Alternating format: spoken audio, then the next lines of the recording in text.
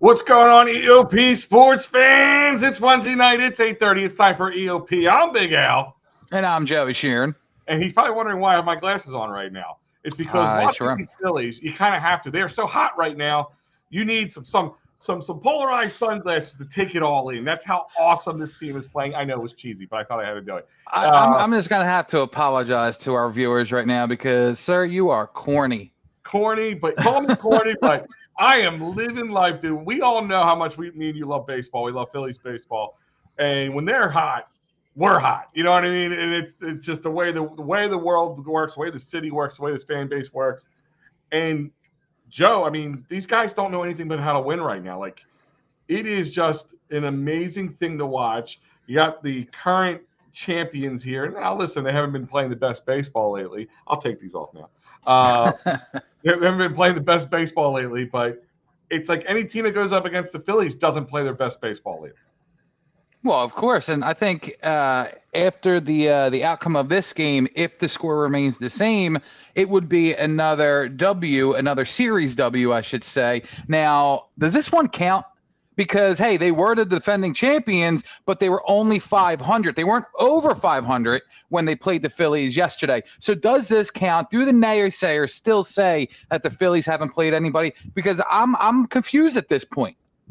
Well, listen, I said it before. I said it a few times doing like the post game shows. When you're the best team, every team's lesser than you, Joe. Like Absolutely. it's true. So it counts. It's the defending champs. It's yes, they were just at 500. We beat them yesterday. We put them below at 500. They lose tonight. They're going to be 2 games below 500. They were like 2-8 coming into the series, so they really dropped off the map big time before they even got here. But again, you know, has anybody seen it? Like I never heard this about the Braves last year. I didn't hear Right. this about the Mets the year before when they started off on this tear. Look who they're playing. Like honestly, like for as much as we hate those teams, I don't think I've ever heard you or I say those words like about a long stretch. It's one thing if it's a week or 10 days or even 2 weeks, like No. they're on some stretch. That's one thing. You were literally May 22nd, Joe, and we all like had this like sinking feeling. I remember like, it was like the first game in May or second game in May, like they kind of had a clunker game. We're like, all right, here we go. It's April fire it's done. They're kind of falling back to their normal May, and they haven't. This team has won, and like I said to somebody, like if they have a so-called hot June as we're used to seeing from them, will it look that hot? Like is it or Right. just Right. like April and May, but a tick better? You know what I mean? No, you're 100% right. And you know what's funny is like all last season, didn't matter what month it was, the Braves were always like 10 games up anybody who was in our division. Just it didn't matter who the Braves were playing, they were winning. They were always up by that many games in the division. And not once did I go on MLB.com and look to see how many games the Braves played over 500 or what stretch of series the Braves have played teams under 500. Never, because you know why? That stuff doesn't cross my mind because I'm not a lunatic. I don't care the strength of the schedule. All I care about is what the eye test brings me and the results that I see from my team game in and game out. And like what I said the other day about Monday being an off day, I wasn't joking. That day took forever because I am so jacked up to watch our Phillies every single day, every week.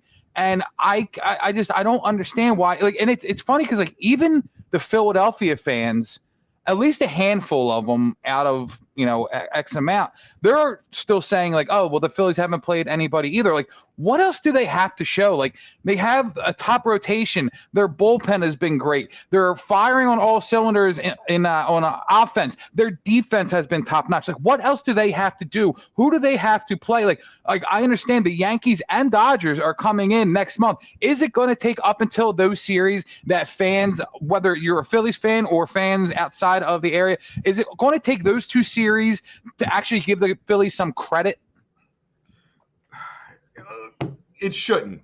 And I'm kind of the philosophy. If the team's doing well, enjoy the ride a little bit. Like there's nothing wrong with it. Devil's advocate. Yes, a lot of the teams they played have been under 500, but they've also when they play divisional teams, how many times they say, "Oh, it's a divisional game. It could go any way." They've handled Miami. They've handled the Nationals. They've manhandled the Mets. You know, the Braves, that clunker in the beginning of the season. They've only, and here's the thing is, no matter how good or bad a team is, only have 2 losing streaks if by the end of May, and them only being 2 games or less, or it can't have less than, I guess, 2-game losing streak. And only having 2 games in those losing streaks is, I don't care how bad a team is. I don't care if you play the Colorado Rockies every game during that entire time. That's not an easy feat, especially in baseball. As long as it is how the numbers are. And by the way, just a quick update. This real shitty team on the field right now called the Phillies, they're now up 8-3. Yeah. And they don't stop. And it's what makes them really good is, in my eyes, Joe, is a little bit of the unassumingness of the team. Like, for instance, Sir Anthony, we roast him when he comes up. And rightfully so at times. But he's only let up like 2 runs and I know, it's unbelievable. Weeks or something or longer than that. Strom is still on a hit, runless streak. Taiwan hasn't lost a game yet, and he's looked awful in the 4 starts he's had. Yeah, I mean, there is something to be said. Like when Nick Castellanos continues to struggle, but the rest of the team's picking up. Kyle Schwarber still, give him another 8 days, 9 days, and we'll see what happens. But even when the top of the order, Bryce Harper's not doing too hot. Kyle Schwarber's not doing too hot. JT's not doing too hot. Then you got Alec Bohm picking up. You have Brandon Marsh picking up. You have Bryson Stott picking it up. It's a game of, I call it the game of 30%, Joe, because you have a career year if you're hitting 30% or better. Mm-hmm. You know what I mean? Every pitcher you have in the starting rotation gives this team a chance, and every hitter we have gives this team a chance. I mean, all around, there's not too many flaws. I'm sure as we creep closer to the All-Star break and then into July, we'll talk about the trade deadline and does somebody need to be made. Moves need to be made, but and I'm going to talk to you about it in a second. But real quick before we go any further in the conversation, I remind you guys that if you're not doing anything this Saturday, and even if you are, change your friggin' plans. Come out to Dolan's, 24 East Sellers Avenue in Ridley Park. Speaking of Phillies, John Kruk will be in the house. Mickey Morandini will be in the house. And they will be playing Wiffle Ball Mania, which is Dolan's favorite spring classic. It's been a tradition going on for a few years now. Joe and I have been at every one. I've had so much fun at each one. We'll be there calling the game. A lot of the EoP crew will be there, so if you get a chance to come out and meet us. But also Garage Beer Company, they're going to be there presenting it. They're also doing dingers for Dutch. So they're doing it's going to the Darren Dalton Foundation. So it's not just if there's a charity lumped into it, so it's for fun. It's for a fundraiser. It's a great time. You can't get this type of experience where you have this one-on-one with Phillies greats, great time, great people, and just having a good old time playing something like you would do in the backyard as a kid, but only at Dolan's. Only Dolan's can put this on, and Joe and I will be there, so hopefully we'll see you there. Go to Dolan's Bar this Saturday. Go whenever, of course, but especially this Saturday, 24 East Sellers Avenue, Ridley Park. If you're coming from 95 north or south, it's right off the Ridley Park exit 8. So you can come from South Jersey, you can come from Delaware, you can come from the city, or you can come in the county. It doesn't matter where you're at. Come to Dolan's. Get there very easily. Come on out. Have a great time. It is going to be an unforgettable time. That sounds like a whole lot of coming. Well, thank you. I don't even know where to go with that. To piggyback off what you were saying about batting 300, what popped in my head was what popped in my head was this quote from a movie that I love, Trouble with the Curve, and it's from my boy Justin Timberlake, and he says baseball is the only sport where you could fail 7 out of 10 times and have a Hall of Fame career, and it's so true. It's unbelievable. Yeah, I mean, it's a game of 30s. And it's funny. 10-3. 10-3. And Dibes here posted this up. Alec Bohm grand slam incoming. No, but he had a ball drop directly between center field and the shortstop and to score 2 more runs. 10-3. They were able to get their Dunning, their starting pitcher out in under 4 innings. And they've been going through their bullpen. They still have a game with them tomorrow. Like I said, yes, Bohm is an RBI machine. And Tim Kelly from Phillies Nation, who's also a guy I talked to a lot in the press box with the Phillies, he posted something the other day. Like the other day, Bohm hit his 44th RBI. Mm-hmm. Yeah, he did that on July 17th last year, or June 17th. I'm sorry, last year, and he had like 98 RBIs. I mean, he's on pace. He's on pace of breaking the RBI record. He's on pace. I mean, he's hanging up there with some big names. You know what I mean? Oh, yeah. Guys, and he is.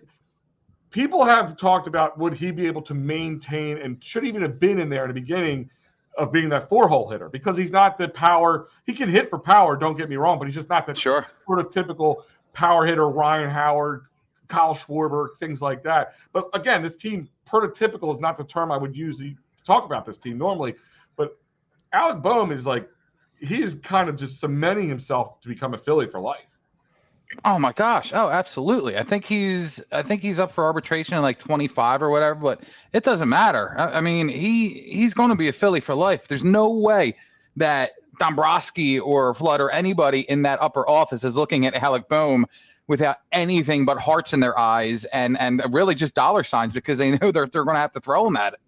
Yeah. And that was a conversation somebody was having earlier. I was on Football Stories and we were talking a little baseball, and he said, is that allowed? Yeah, I guess so. Why not? Right? Guess it's a free country, but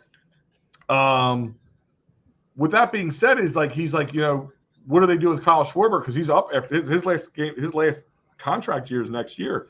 I said, I don't think you have to worry about that right now. I wouldn't worry about it, and I don't even know, if I even think about extending him anytime soon, if at all, because he's going to be older.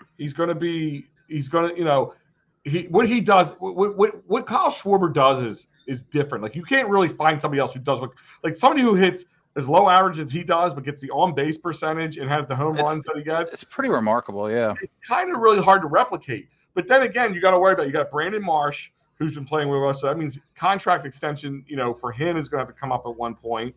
You just said, Alec Bohm in a couple of years, Bryson Stott in a few years, and you still got Harper and Turner on their long contracts, JT Realmuto a few years out. I mean, and they still got some guys coming up as prospects. So, I don't even know you worry about that at all. Even if his contract's come up, you just let him run out his contract and thank him and send him on his way. I don't know, but I know it's not something you really want to talk about just yet. But at this point, this team looks pretty set for the future. Yeah, no, absolutely. And it's funny because the person who they signed right after Kyle Schwarber, Nick Castellanos, Nick actually got an extra year. He got 5 years. Schwarber got 4. I even wonder, first off, I do think that they would extend Kyle Schwarber for a season or two.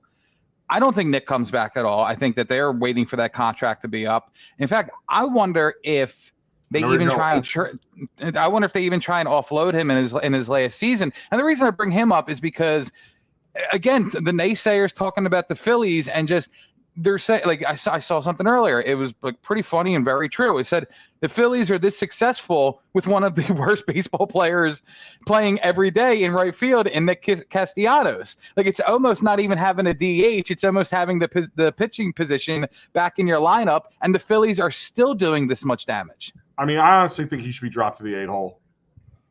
Honestly, I mean, I don't know how you move on from him just because the contract is what it is. Of course. You would have to give up something to get him out of here. I don't know what you would have to give up, a prospect or something, to get somebody to want to offload him for a year. I mean, it's only 1 year, so maybe. And listen, you pointed this out, and we've talked about this before. And if you look at his stats, he's an every other year kind of guy. Mm-hmm. You know what I mean? So maybe you ride with him next year and let it go. But I mean, I'll be honest with you. He's not doing as bad as everybody is kind of making it out to be. I mean, he has he's almost like a very streaky Rhys Hoskins. Rhys would go on these 15 to 20 game blunders, and then he would have a hot week or two, and then it would just recycle itself. I mean, Nick is actually making contract, and he's making some clutch hits. His fielding hasn't been great. Much. I mean, he was much better in the field last year.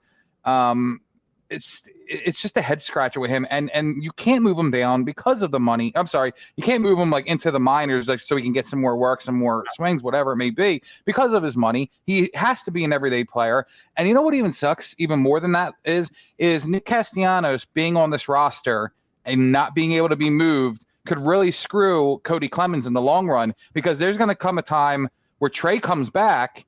And then who do you move down? Like Pache has been doing well in his spots.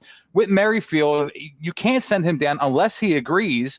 And Cody Clemens deserves to be on this main roster every single day. This kid has been clutch, regardless if he's playing the field or batting. I mean, he deserves to be up here. And it sucks that you have somebody like Nick Castellanos who you can't do a thing about, and you have Cody Clemens who deserves every right to be up here. Well, Juan Soto just let up a home run. Yeah, just up. Soto sucks. Yeah, I mean, again, like I said, this team's unassuming. There's times that, not that it should be with this superstar-ridden team that it is, but in certain areas, like, Juan Soto looked great in the last few nights. That was, there's been games where Juan Soto's been on point, and there's games where you get this kind of moments. Maybe it's not a big deal when you look at it because you're still up 6 runs on a team, so if he doesn't do it again, great. But my thing with Nick Castellanos is I keep telling myself, maybe I keep telling myself that this can't continue for the rest of the year. That he has to at least kind of become average. You know what I mean? But the problem I think what makes Nick Castellanos very difficult to stomach is the way he gets himself. It's mental with him, like in the sense that like he's not just slumping, but he's reaching for things so way out of the zone, or just trying to torque the ball so much, and it's stupid mistakes that if he would just calm down, breathe, and take some time, he could do it. Like take tonight, for instance. Over the last couple games, this umping core that they have for this series hasn't been great. There's been some really – last night's strike zone was all over the place. Tonight hasn't been as bad. But a couple really bad strike calls called, way out of the zone. I don't care if you go by the box or not. It was way out of the zone. And Nick Castellanos was lucky not to hit into a double play at one point, and because the guy called a strike. He was 1-0. Should have been 2-0. Called a strike with something that's way out of the zone on him. And then what's he do the next one? Because of that happened, he reaches across the plate to do the same ball going almost in the same position or into the same area, I should say. And that's the annoyance with me with Nick Castellanos, is that he's such a mental case with it when it comes to it. And he is his own worst enemy, and he lets mind games be played in his own head. Yeah, I think when he gets in trouble and he just starts to reach, I think a lot of baseball players do this, is they kind of predict what the next pitch is going to be, fastball, curveball, slider, whatever it may be. And they have an area of the plate that they are already determined that they're swinging at because they think that's where that next pitch is going. So once he realizes that it's probably going to be out of the strike zone because he reaches for the most, that's when he gets in trouble, and he has to reach for it. And you know what? Here's another thing. Do the Phillies – I'm just going to say this. Do they have the balls to actually do this? Much like last year with the playoffs and Taijuan Walker, who got lifted early in this game, they had no faith in him. He sat in the bullpen. He did not get a single pitch to throw in that playoffs. Say Nick struggles going into the postseason, regardless of the money he's getting paid, because Taijuan is getting paid pretty well too, and they had the nuts to sit him down the entire playoffs. And now I'm not saying that they would sit Nick the entire playoffs, but do you think that they go into the playoffs with that mindset saying, hey, we can't trust this guy, at least on an everyday basis? So do they start to platoon him more in the playoffs, when it comes to the pitching situation? So if it continues the rest of the year at the rate he's going, I think you have to. Now the question, will they, is more the question you're asking me, even if you feel it has to happen. One thing I've kind of picked up on this year is that Topper has kind of worked on his ability to pull guys a little sooner, than, stick, because he had kind of the flaw went both ways. He kind of he would either not pull them, he would pull them too early or not pull them early enough. He's always kind of had a rough feel for it. But I've been seeing, especially as of lately, he's not taking any chances, and he's just letting guys. And I think when you're winning this way, you can get away with it because they're going to get another chance at it. There's going to be another series. There's going to be another ability. It's a little different with Taijuan Walker to Nick Castellanos. When you're fourth, fifth pitcher in the playoffs is not as much of a big deal, even though you are throwing a bullpen game in the NLCS, and you still can't get a chance. Michael Lorenzen, who had a dead arm after throwing the no-hitter, and he at least got a chance to throw a couple innings. So I don't know what happened with him. Like, that they saw something he didn't want to admit to. They kept running what the hell? Who was the closer last year? Why am I completely blanking out? Alvarado? No, he's for the Orioles now. Oh, Kimbrel.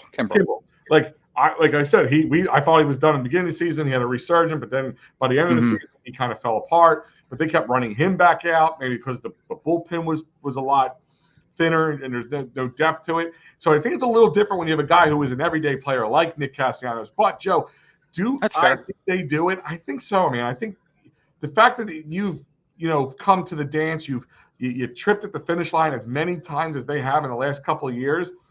I don't know if they will take those chances anymore.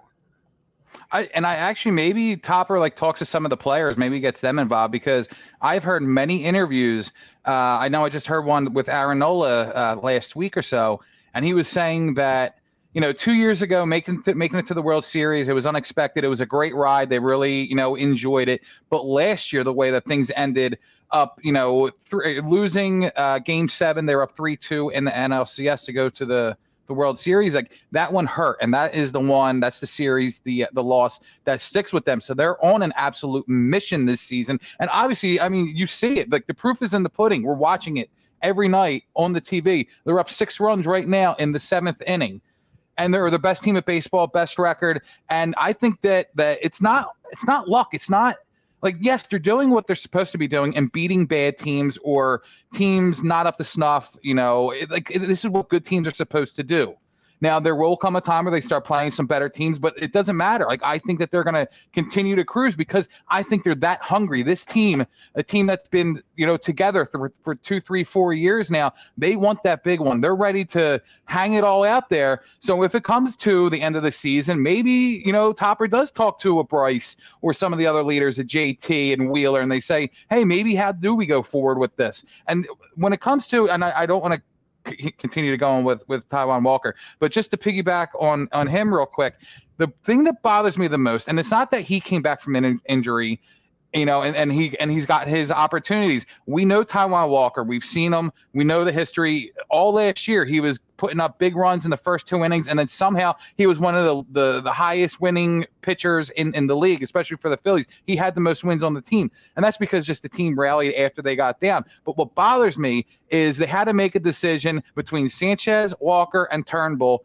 and because of the money Taijuan is making, and because they didn't trust him, obviously, out of the bullpen, Spencer Turnbull had to go back there, and now he coming out in a different role. He hasn't been pitching the way that he was when he was a starter. Sometimes these guys get locked in and comfortable in a position, and that's when they're seeing their most success. They took him out of that, and now in my eyes, he's not the same. We see Walker being the same exact pitcher we knew he was going to be, and Turnbull has taken a step back, unfortunately, out of the bullpen because they had to make this decision. If anything, they should have put Christopher Sanchez in the bullpen because he has the most experience out of there. Agreed. And yeah, I agree with you, Joe, in the sense that, kind of not unlike Cody Clemens. I mean, Cody Clemens, he had a great spring training too. The only thing that kept him out of is the numbers, just the pure number of people that were coming up that they had to make decisions, and that was the unfortunate part. And I get that. And Turnbull's kind of in the same issue. You know what I mean? He's been the same, and I guarantee they did not expect to have the kind of start that Turnbull has had. And you could tell, the other night he came out, he struggled a little bit, or a lot of bit in that game. And you could tell that he's annoyed with the situation. I'm sure in the back of his head, he's like, maybe trade me and let me go somewhere else where I can actually pitch in a regular rotation. But I honestly think, to be honest with you, I think by the end of June, it'll be a 6-man rotation. or maybe right after the All-Star break. Yeah, damn it, I get why they have to pitch Taijuan Walker, because again, it's unbelievable. Same thing he did last year, and yet he's still getting the wins. It's like it's hard to argue that this guy shouldn't be starting games or even with the main squad right now, but he hasn't lost a game.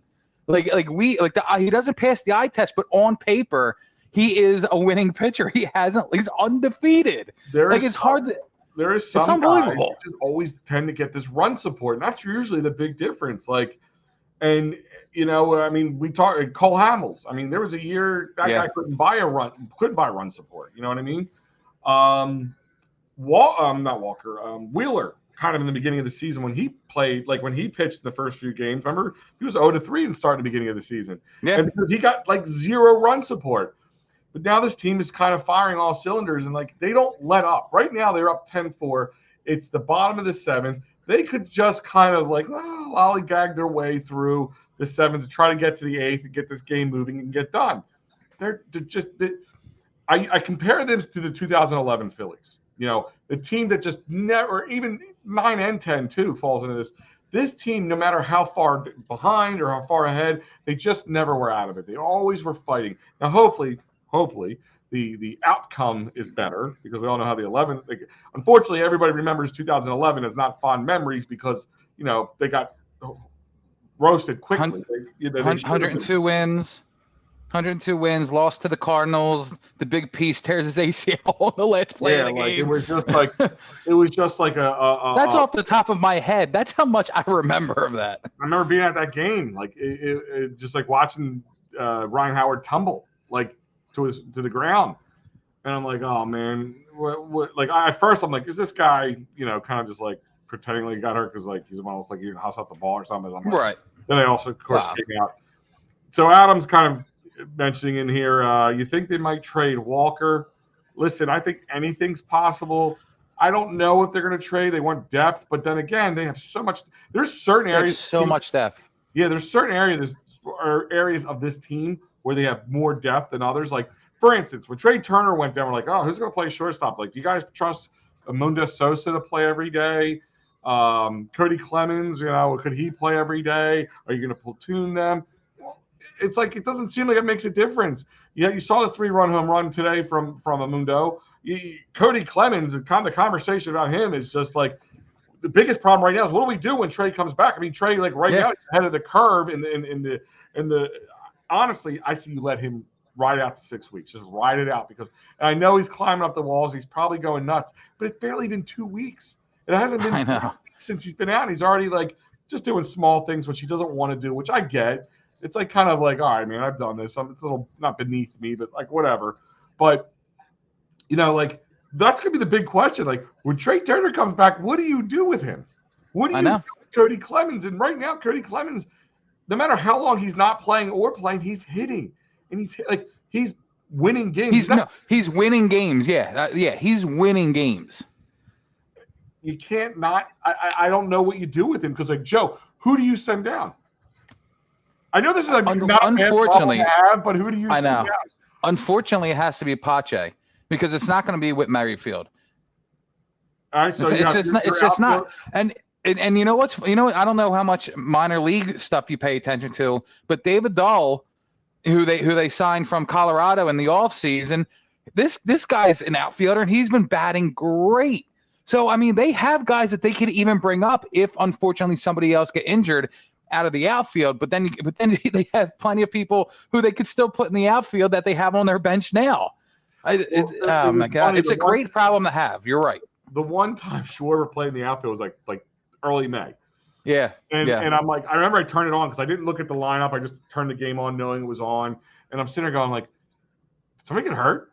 Why Schwarber in the outfield? I remember I'll just let him stretch his legs a little bit. I'm oh, okay. I got nervous for a second. But if your outfield right now is you got Rojas, Nick, Pache, Marsh, Whit. Whit. Here's the other thing, Whit's kind of been I don't want to say a non-factor, but really, average. But he hasn't had to be. I haven't really needed him. I really thought Whit Merrifield was going to be playing a lot more than we expected.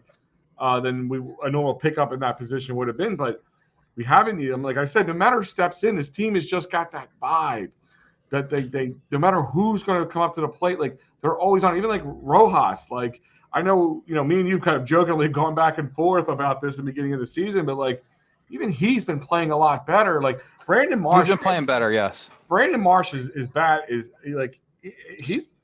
got it's a conversation like what you're going to have to pay him if he continues to play this way, because I don't know when his contract's up.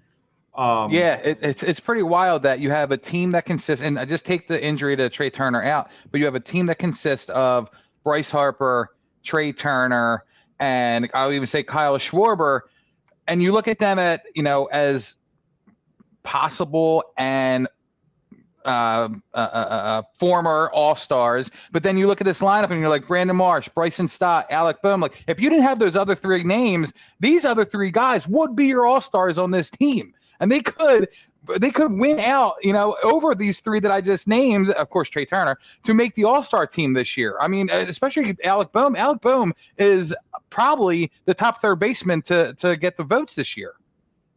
So it's funny. I actually pulled up Brandon Marsh's contract.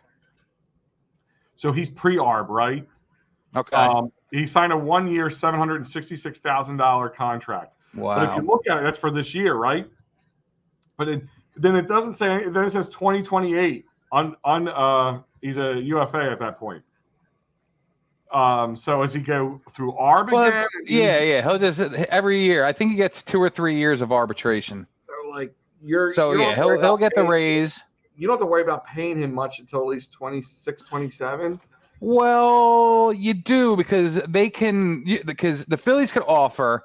And then Marsh's people can come back and say, this is what we're looking for. And then there's the negotiation. And if the negotiation hits, then that is his contract for that year. But if it comes up to the arbitration date and neither side can come to an agreement, then you go to arbitration and, other people get factored in, the other MLB they're not agents, but officials step in and kind of, work the two sides.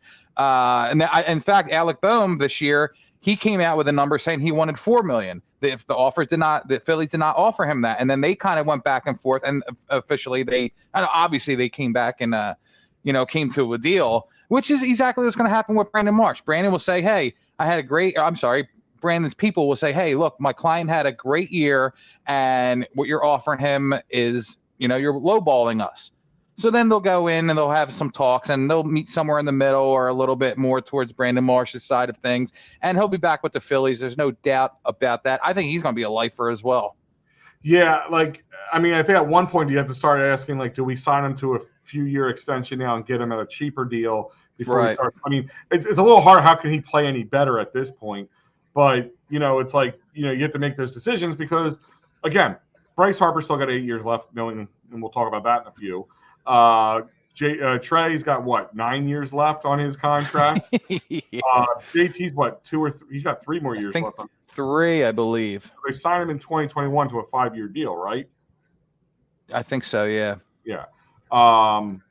You got they kind of set themselves up perfectly because once Schwarber and Castellanos, Schwarber could come back, but once Castellanos is gone, that's in 2 years. That's when they have extra money to play with to sign a Bryson Stott, a Ranger, an Alec Boehm, a Brandon Marsh to these bigger deals because they're going to have other players coming off the books. Taijuan Walker, they're going to have money for these guys in the next 2 or 3 years. So we don't have to worry about these guys leaving at all. So Adam's saying wait till everyone starts hitting at the same time. Well, first part, in baseball, not everybody hits at the same time. I call it a game of 30. 30% of the time, 30%, you're doing well. That's baseball for you, right? But this team is doing that right now. Who is outside of Nick Castellanos, who's not hitting on a pretty regular basis? The only one I would say is Rojas, but again, he's hitting a lot better than I really expected him to. Yeah, and for his position, he's above average for the 9-hole hitter, above MLB average. I should say. Him and maybe Kyle Schwarber isn't hitting for high average. He's doing Schwarber's always the default answer, though. He's an anomaly, though.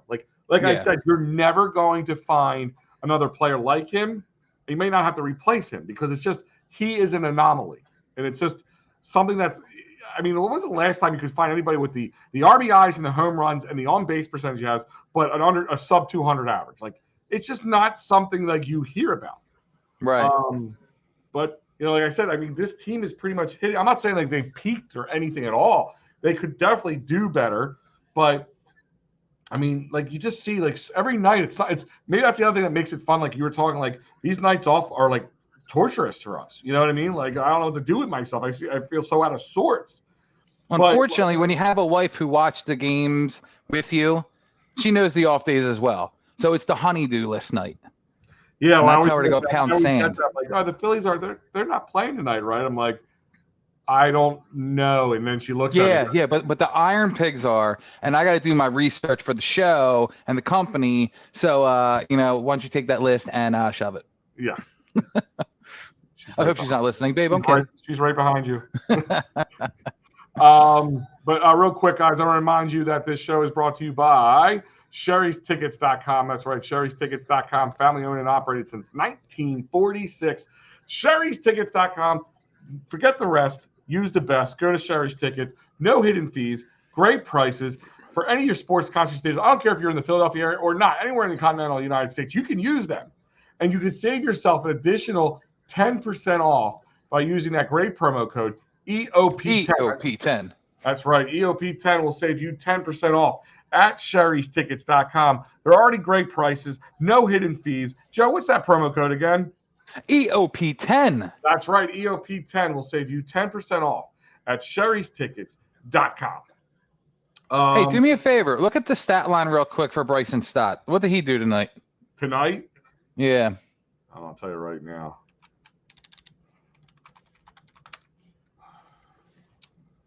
Come on. I'm on my normal computer and it's being a pain in my ass.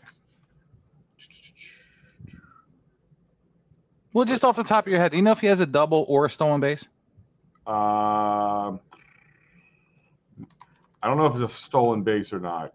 I try to remember if he had that double. That was here. I got it right here. Phillies.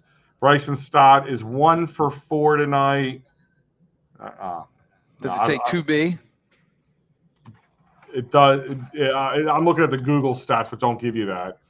Oh, okay. I'm actually going. It's not a big deal. I'm going to the game day stats right now, and because the MLB website takes forever to load because it's so heavy. 1 for 4.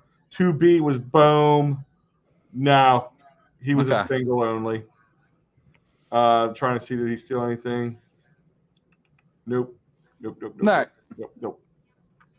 But let's hit some real quick. Let's switch it up a little bit here. And I want to go through some of these things because, we talk a lot about the Phillies. And we're going to continue with that conversation. But, I mean, I don't know if this was on anybody's bingo card, Joe, but Ranger Suarez is, like, historically great right now. Like, you have to go back to 1916 to find anything that comes close to what Ranger – you have to find guys with crazy names like Grover Cleveland Alexander to find him. But, like, the man is a machine right now. Like, when he fields the play, just, like, flings his glove out, just lobs it over. Like, he doesn't get rattled. He's got ice water running through his veins. Like, what can we not say about Ranger right now? Yeah, I think one of the biggest things that you can take out of it is he's so dominant on the field right now, but off the field, he's so humble about what he is doing. And maybe it's because he has a translator. We don't know everything he's saying. Maybe he's like really sitting there like yes, like F and A and stuff like that. But like when you hear like all right, just for example, last night our boys, the Fandemic crew, they were up in section 301. They had the banner Rangers. They were spotlighted all over the place. MLB Network, of course, Tom McCarthy and I think Rube was in the. And they kept flashing back to them. And, of course, we posted about them. And after the game, Ranger was asked about it. And he said how cool it was. And he spotted them before the game started. And, just how important it is for him to go out there and prove the fans right, really. And he says that when he walks players, that it makes him angry. He absolutely hates it. He put up 2 walks last night, so he knew that made him angry. He goes out and he gets 10 punch outs I mean, this guy, 7 innings a game last night. The 5 hits I don't care about. 1 earned run is just it's Cy Young type of performances, game in and game out. 9-0 now. I mean, is it out of the realm with some of the other names that are out there, and even on our own squad, the Aaronola and the Wheeler? Like, is it really possible for Ranger to continue this and actually get a Cy Young bid? Yeah. Like, I mean, like, listen, like, with a batter, it's really hard to keep it up because it's every day. When you're pitching every 5 games, I mean, you've seen pitchers do this. And, like, I mean, I'm looking at his contract right now. He's not he's a UFA in 2026. He's making $5 million because they avoided arbitration with him this year. But you got another year for a number 3 pitcher. That's chump change. I know it's chump change for almost any pitcher outside of maybe the 5th spot in baseball. Yeah, you look at Taijuan Walker getting 15-16 million a year. I mean, if there was any way they can unload that contract, I mean, they got to do it. Any other sport was like golf, it'd be amazing to see, like, where you actually win, you make money based on how much you win. Yeah, the purse. Yeah, like, it'd be fun. I would love to see how, like, any sport would react to that. Like, and how much, like, different would the game be too? Like, based on, like, because now you have another level of, like, oh, is that guy going to get paid a lot this year? There's, like, no name. Right. We didn't know who came out of just, like, Ranger Suarez, like I said, not a guy on your bingo card you thought was going to be, like, this, we all knew what Ranger was capable of. We've seen it in the postseason. He, dominant numbers, like a top tier number 3, but like I said, historical numbers being 9-0 in 10 starts. He's under a 1 point. It's like a 1.36. 1.36. Yeah. Yeah, he's a 1.36. Like, I mean, you can't, like, will it come up? Will that 1.36 come up? Probably, but I can see him being in a low too. That's Cy Young right there. 100%. 100%. That's a Cy Young pitcher right there. I mean, the win-loss stats I don't get too much involved in because that can be very misconstrued a little bit when again, the guy's not getting the run support that you would hope to get. But at the same time, yes, to answer your question simply, I think he can really continue the Cy Young bid.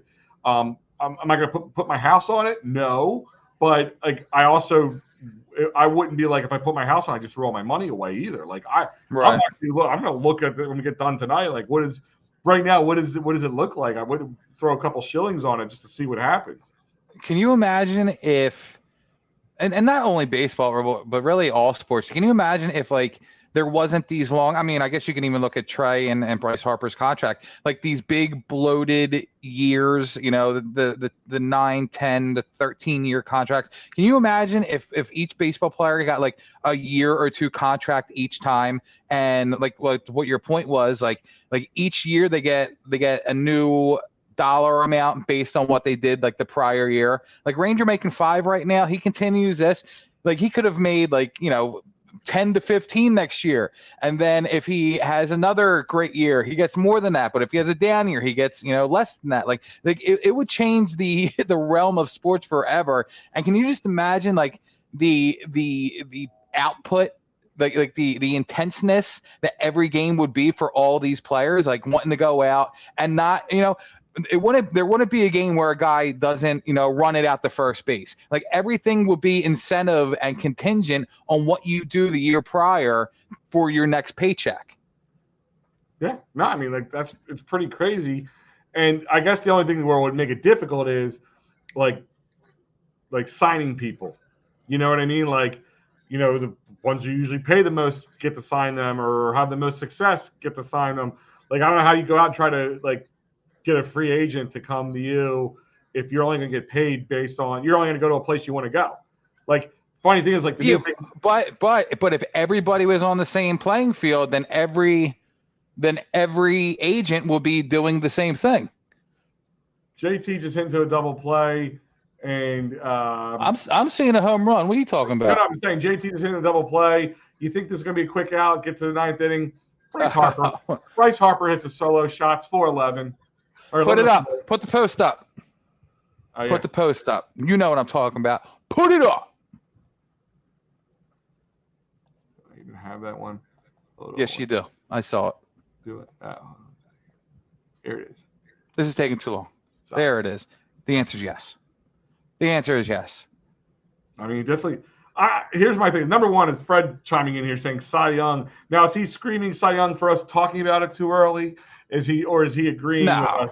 That's what I No, want. I think there would be a question mark with some exclamation points if he was questioning it. Maybe I'm only seeing exclamations.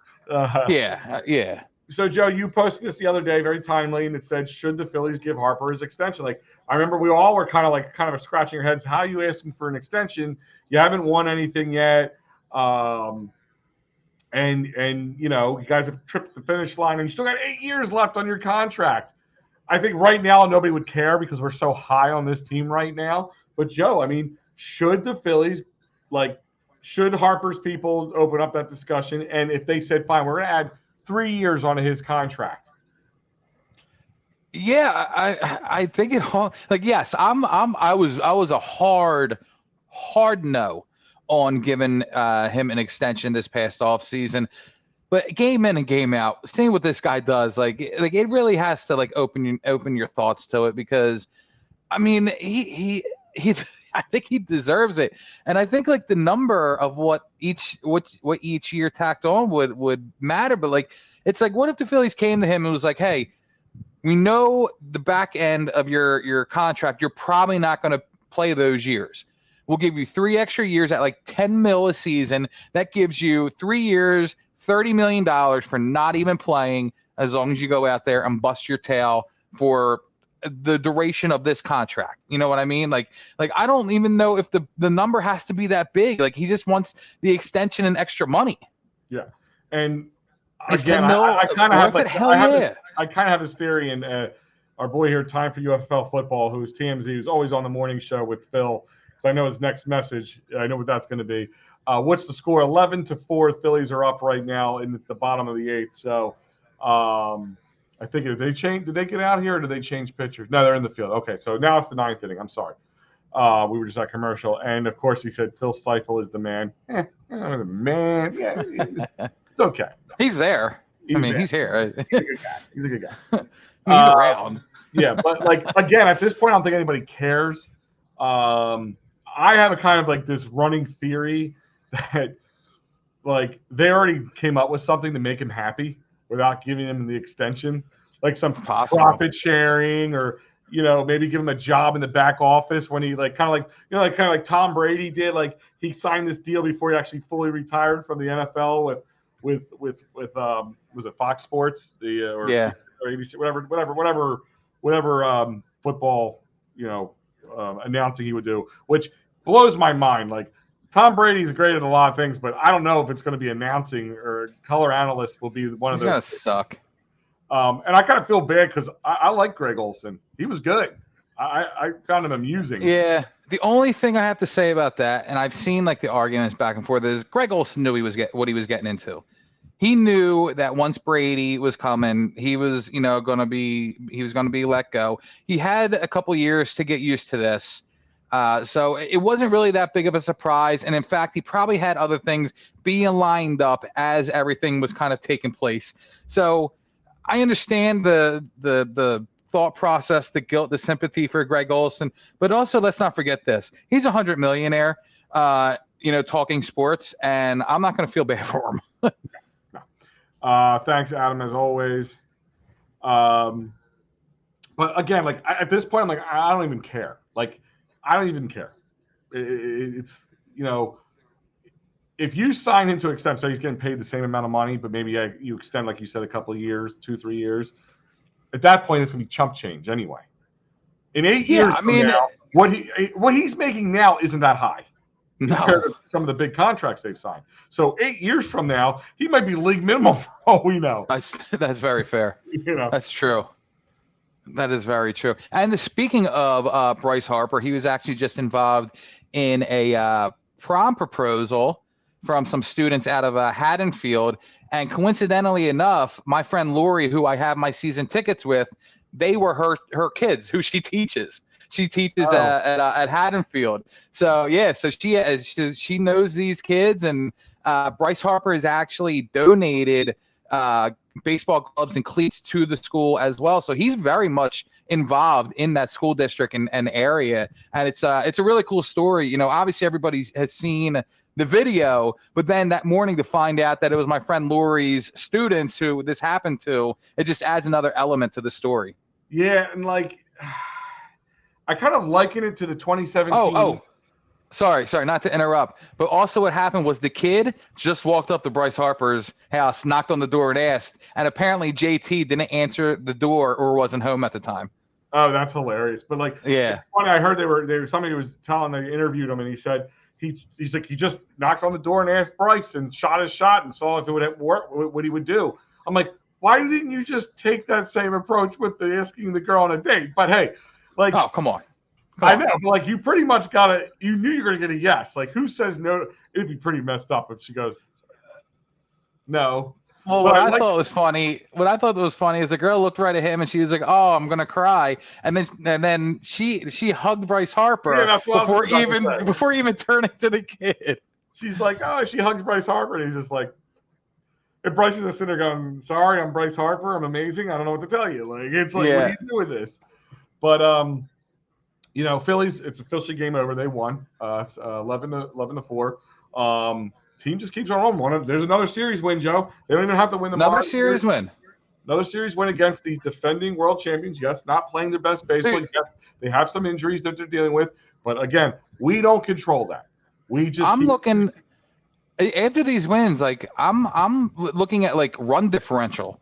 And what they're beating these teams by. Like I'm not even like, of course I love the win, and I know it's just stacking wins up in the win column, and it's getting a further lead in the division.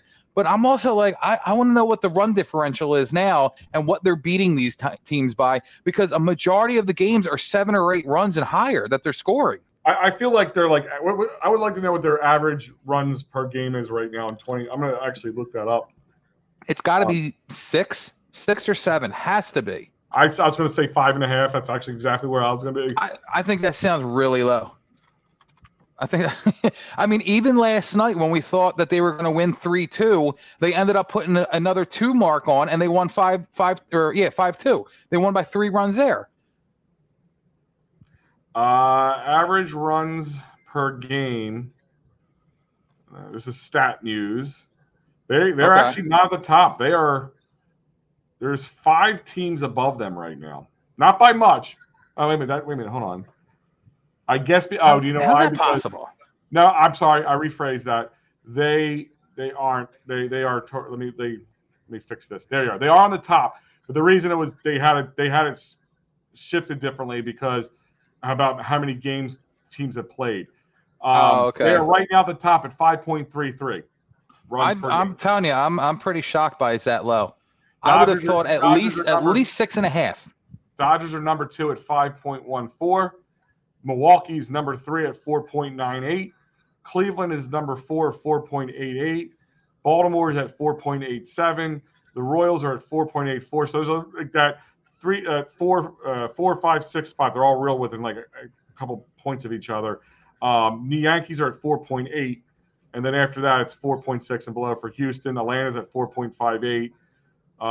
To get below 4, you have to go all the way. It's kind of funny. To get below 4 runs a game, you got to go all the way down to the Nationals. Oh my gosh! Yeah, and that's on average. Mm-hmm. Game. Yeah. Wow. 1 per game. Does it say that? And I know you can look this stat up through StatMe's, but I don't want you to have to go through the rabbit hole. My favorite. Oh, it's great. It's great. I don't want you to go through the rabbit hole. Are the Dodgers still the top with run differential? Let's see. That'll be 2024. Why isn't that coming up? I don't know why it's not coming up. The way I at least look up the Phillies, I just put Phillies 2024 run differential, and it usually comes up. I did that, but I guess I would put it on ML. I'm going to say. Okay. Well, no, you don't have to. It's no biggie. No biggie. But yeah, I mean, it's pretty amazing what they do. So Phillies right now run differential is of 90 runs this season. Whew. They're plus 90. That's amazing. Yeah.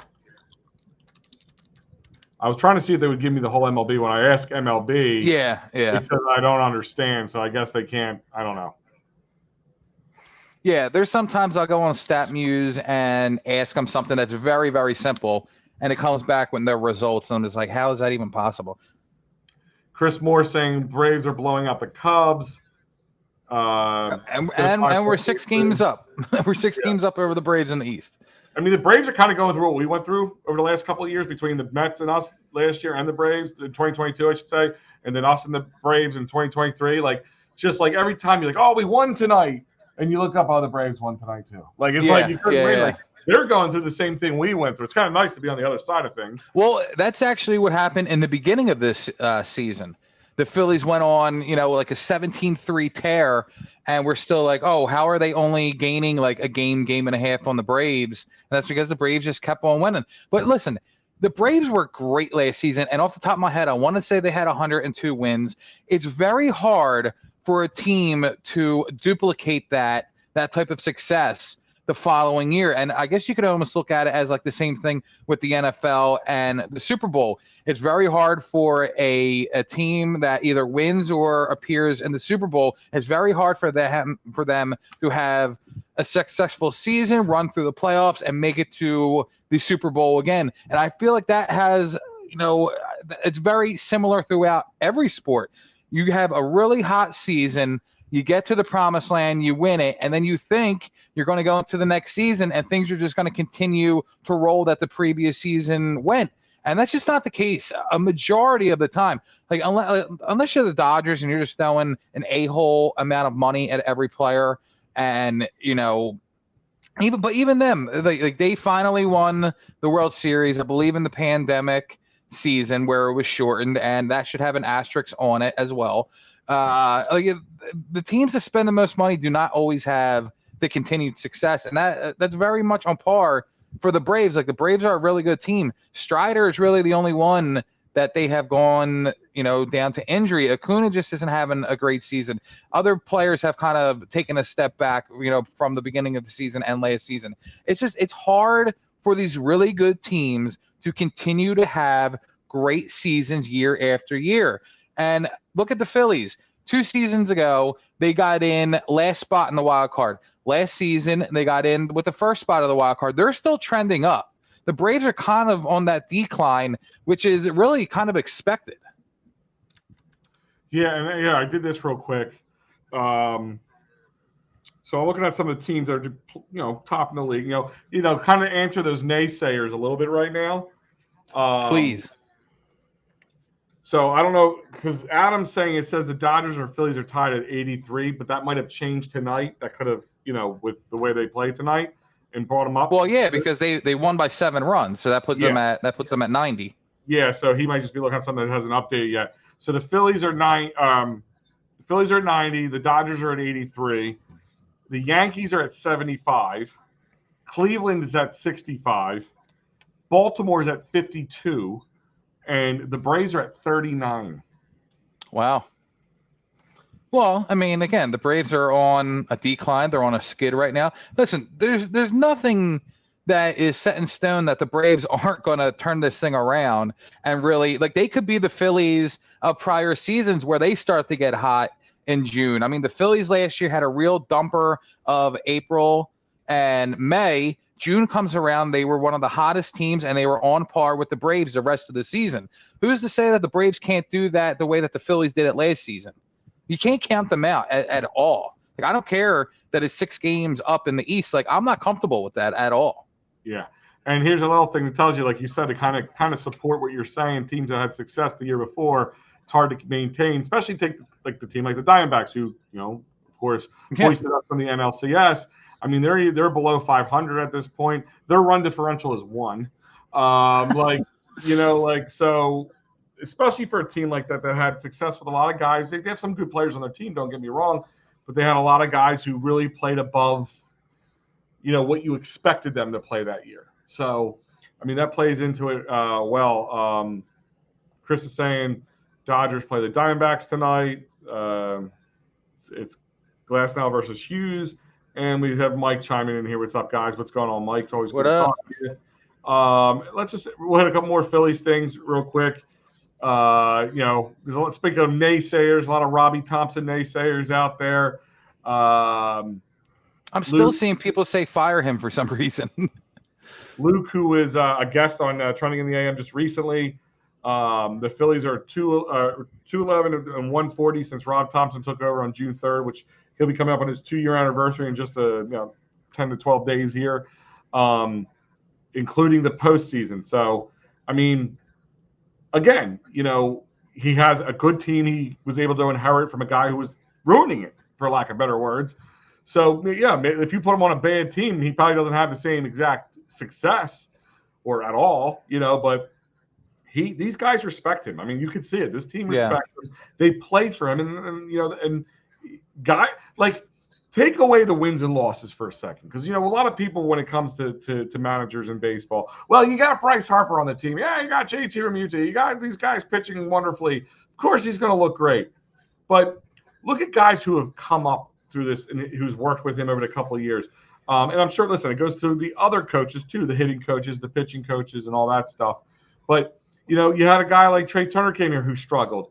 And you have to give Topper credit for those behind the scenes things, like working on guys who are struggling in areas. Like when is it enough? Like when are we? If he wins the World Series, well, people are like, what's the next thing? Well, he can't win another one. He's not going to win a second one or something like that. Like when is it enough, Joe? Here's my question for the Philly Rob haters. When they bring up kind of what you're saying right now, well, you have Bryce Harper, you have Trey Turner, you have a Cy Young possibility every year in Zach Wheeler. Let me ask them this: if Joe Girardi was still the skip of this team, with all of these names that they are using as examples on why the Phillies continue to have success, would they still have that success if Joe Girardi was here as the manager? No. Because I'll sit here and I'll say no. So you have to just on paper again know that Rob Thompson is doing something right, whether it is the chemistry that these players have with him and how they want to go out there and play as hard as they can on that field day in and day out. I don't know the chemistry. We know tidbits that we heard about some of the players and Joe Girardi, but it's hearsay. We don't know it. Whatever, let it go. But my question is if it was another manager, would these players still be playing this well? And I don't think so. Will Rob Thompson be compared to Charlie Manuel? I mean, he kind of already is in the sense because when Rob got here, when Charlie got here, he wasn't beloved. No. He wasn't beloved until this team started clicking. And let me ask you this question. Rob inherited a team with a lot of good players on it who were kind of already established, on top of young players. Charlie had a bunch of guys who came up from the organization. We knew Chase Utley was going to be something special after he started playing. Ryan Howard, they had a lot of top prospects, but we all know how that goes. Do you give the edge to Charlie on that one a little bit because he didn't have a superstar laden team like Rob had?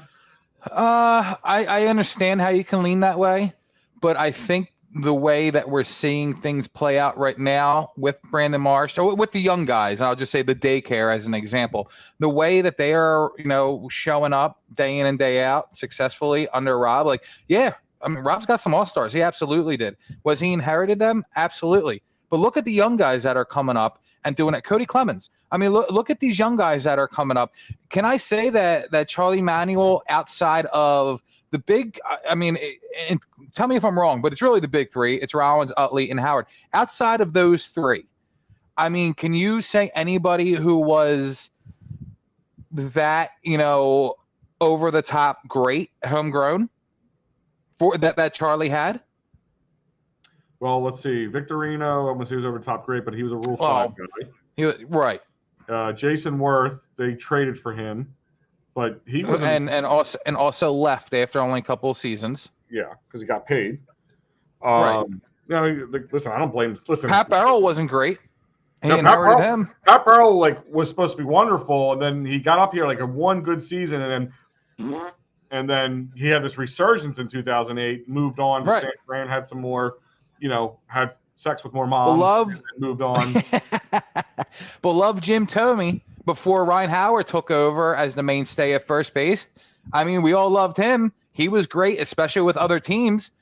He was good here. Mm-hmm. I mean, I understand the argument with the Charlie versus Rob and the All-Stars inherited and stuff like that. But when I look at if we took the three main homegrown players and you took away the three All-Stars that Rob has right now, I think the day-to-day other homegrown, I don't think it even compares. I think that it's better now. So this is a post from the other day, kind of going along with the conversation that we're having, is Cody Clemens versus Ronald Acuna Jr. in the overall stats. Now, this was from, 2 days ago, I believe? Yes. So stats might be a little different now for Ronald Acuna because I don't think Cody played yesterday, right? Yeah, he played. Right, yeah. Yeah, he played first base yesterday. Of course, Cody has a higher WAR. Games is the big difference. Cody's only played 10 versus the 40 that Ronald Acuna has. So maybe when you look at that, you look past average, but look at the RBI difference. It's only a 3 RBI difference. Yeah. They have the same amount of home runs. The average is 304 versus a 247. So I can always look past that when you play a lot of games, because if you have 10 games of success, it's a lot different than you have 40 games of success. But on base percentage isn't drastic difference. The slugging percentage is drastic difference. The OPS is a drastic difference. But yeah, I mean, like, where do you give the credit to? Again, you have to give Rob some credit, right? I feel like it's an unsung position, because if you lose, it's your fault. If you win, it's the players. Right. I'll be totally honest. I thought Cody should have made the roster right out of spring training. I thought I saw enough. I mean, I thought that he played well enough last year not to get sent down. I mean, this guy just continues to prove people wrong, and it's unfortunate that there is such talent on this main roster right now that after Trey comes back, there may not be room for him, and that is a shame. Yeah. Well, like I said, I do hope they find a spot. Here's a great post from Tim Kelly. Phillies have a mini basketball hoop in the clubhouse as far as in full uniform drain 3 jumpers. Like, he's on fire. Like, nothing he can't do. Nothing he can't do. Yeah, like, you know, he'll pick up a lottery ticket off the ground that, you know, wasn't scratched, and he'll win the lottery today. Like, that's the kind of mojo that he's playing with. But we got to move on to a little bit different conversations. But real quick, Joe, before we do that, of course, I want to remind everybody that this is brought to you by PhillySportsTrips.com. Let's talk about it. Baltimore trip's coming up June 15th. Joe will be there. So go on down, head out, see him in Baltimore. Yes, I will. Great trip. What an inexpensive trip. I mean, you get your ticket, your bus ride, your food, your drink, an amazing atmosphere, all for one low price at PhillySportsTrips.com. If you want to get a little further away, you can go to Boston that weekend. You can head to Chicago on July 3rd through the 7th. Go to Wrigley Field. You can go out to PNC Park in Pittsburgh in July. I think I might actually be out there for that one this year. Nice. It's going to be an amazing time. And also, the Eagles' schedule dropped, and so did theirs. They have them all lined up. We've been telling you about the Brazil trip for a while because of, you know, that came out early. But everything's booked and ready to go for all the trips, all the away games with PhillySportsTrips.com. We're going to have a lot of things coming out about that, working with Vince and them over there. So go to PhillySportsTrips.com, check it out. Tell them EoP sent you. And I want to also remind you that this is brought to you by CherryInjuryLaw.com. Get yourself in any trouble at work, motor vehicle, personal injury, or criminal law. David R. Cherry is the man with the plan to fight for your rights. He is going to fight for your rights. Call him at 610-565-0300. Go to CherryInjuryLaw.com. Talk about a man who knows how to win. He is the Ranger Suarez of lawyers right now. So check it out. Workers' comp, motor vehicle, personal injury, criminal law. David R. Cherry is the man with the plan. 610-565-0300. CherryInjuryLaw.com. Tell Dave EoP sent you. So Joe, let's switch up gears. Let's talk a little Eagles football real quick. Man. I want to touch a little Flyers because there's some Flyers rumors, I guess, circling around out there. Sure. But we will touch on that a little bit because it is something to be excited about. I was talking with Phil on, you know, we're messaging him with Phil and Truding in the AM the other day about it. And we'll touch on it further. But like, and this is kind of an every sport thing, but this was posted today, and they were talking about they're selling at the Philly Stadium too. Like, these are badass shoes. I did not know about them until I saw them posted.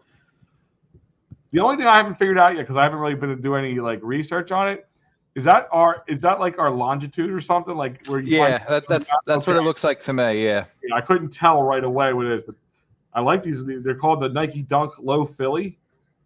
Yeah, they're just called Philly Dunk. They actually had another shoe just like this. It's the low top Dunk, and it was actually in the powder blue and maroon colors as well.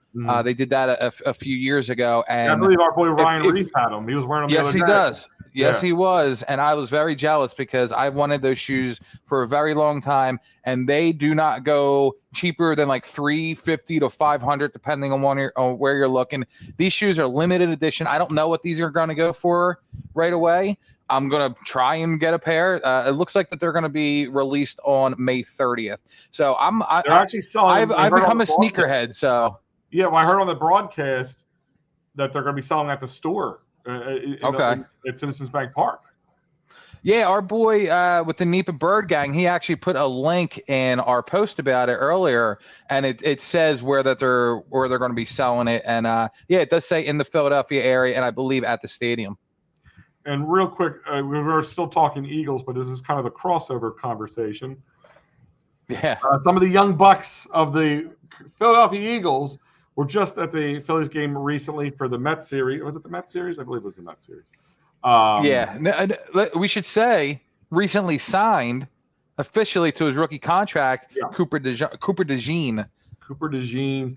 You know people want to go run with the Cooper DeJean thing with him. I know.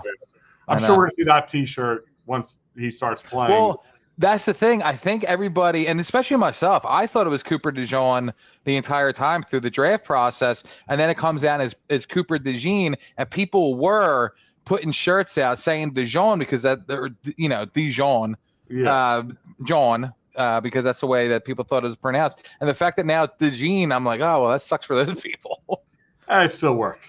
But, I mean, pretty smart for these guys. Go out. Like, this is what I would do if I'm a young athlete coming to a town. Like, I would go out and, like, I think, listen, I'm telling you right now, one of the vets told them to do this.